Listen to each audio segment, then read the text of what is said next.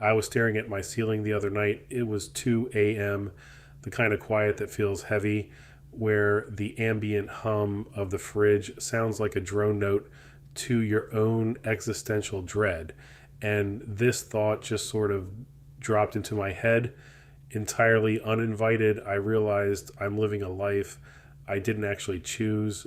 It felt like waking up in a hotel room someone else booked for me, wearing clothes someone else picked out, just trying to get comfortable in a space that it wasn't mine.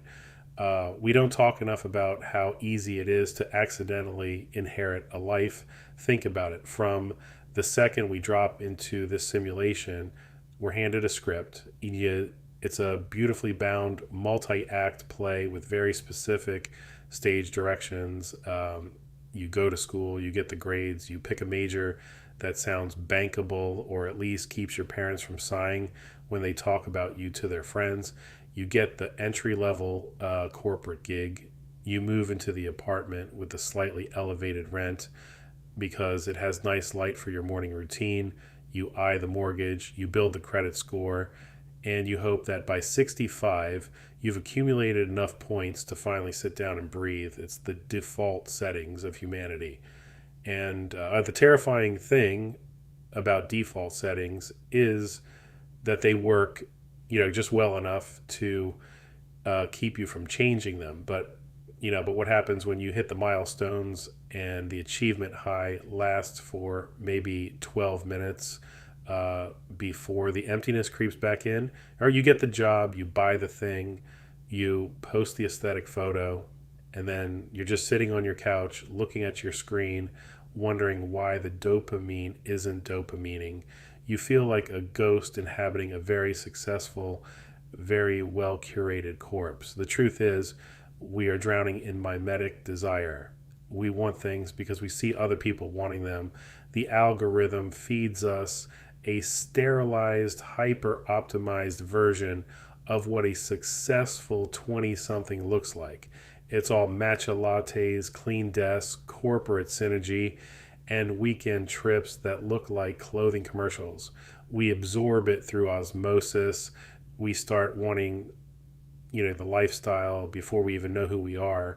Without it, we buy into someone else's dream, thinking it's our own, because doing the work to figure out what we actually want is terrifyingly lonely. It's easier to follow a bad script than to stare at a blank page. If you follow the script and fail, you can blame the system. But if you write your own script and fail, that's on you. That's raw vulnerability.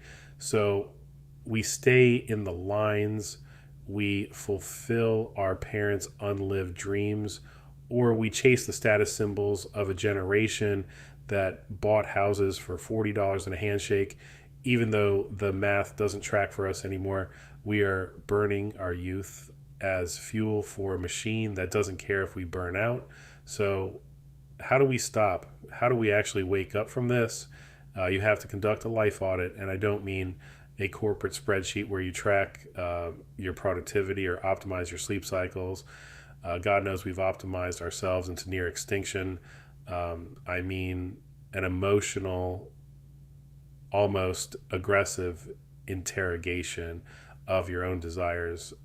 You need to sit in a room, turn off your phone, completely off, not just face down, and start stripping away the audience. Ask yourself this: if you were completely wiped from the internet tomorrow, if no one could see what you did for a living, what you wore, where you traveled, or what you bought, what would you actually keep doing? Like, if there was no validation loop, no LinkedIn update to post, no parental nod of approval at the Thanksgiving table, what parts of your day would still hold value? It's a brutal question because the answer is often a lot of nothing. You realize your hobbies are just aesthetics and your career goals are just a shield against feeling inadequate. When you look at your current goals, you have to trace their genealogy. Where did they come from? When you say you want to be a manager by 26 or that you want to buy a condo in the city, whose voice is saying that? Is it yours or is it your dad's voice from when you were 12? Is it your peer group's voice whispering that if you aren't constantly ascending, you're drowning?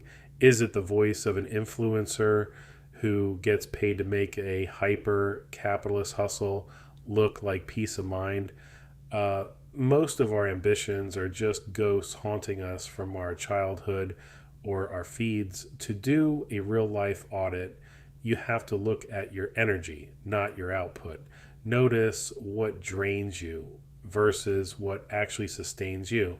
There's a difference between being tired from doing hard work you love and being exhausted from pretending to be someone you're not. The first kind of tired feels clean, it feels like a good workout. The second kind feels like heavy metal poisoning, it settles in your bones. It's the exhaustion of maintenance, the constant effort required to keep up the facade of the person you're supposed to be. We're so afraid of letting people down. We're terrified of the disappointment in our parents' eyes or the subtle judgment from people we went to high school with. But you have to ask yourself a very cynical, very necessary question. Whose disappointment can you live with more, theirs or your own? Because if you spend your entire life avoiding disappointing other people, you will inevitably disappoint the one person you actually have to spend 24 hours a day with, yourself. It's okay to look at the script you've been given and just lay it down. And it's okay to realize you don't want the career ladder. Maybe you just want a quiet life where you make enough to pay your bills and spend your afternoons reading by a window. Maybe you don't want the traditional relationship timeline. Maybe the thought of a mortgage makes you feel like you're choking. That's not a failure. That's data. That's your intuition trying to claw its way through the programming. We have this collective delusion that life is a linear progression, like a video game where you level up until you reach the final boss of retirement. But it's not. It's much more chaotic, much more fluid. It's a series of pivots. Going off script is terrifying. It feels like stepping off a cliff into a fog. People will look at you sideways. They'll ask if you're okay because when you reject the script, you inadvertently force them to look at their own, and that makes people deeply uncomfortable. Your freedom will look like reckless behavior to people who are still trapped in the template, but there is a strange, quiet comfort on the other side of that fear. When you start clearing out the rented dreams and the borrowed expectations, the space that's left behind feels incredibly vast. It might feel empty at first, and that emptiness can feel like boredom or loneliness, but it's actually room to breathe. It's the first time you get to look around and decide what you want to put in that space, piece by piece, based entirely on what brings you a genuine sense of reality.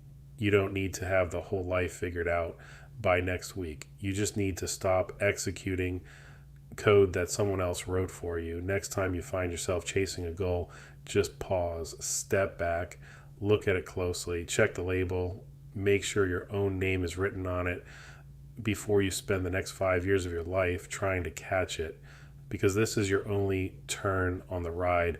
It would be a massive shame to spend it playing a character you don't even like.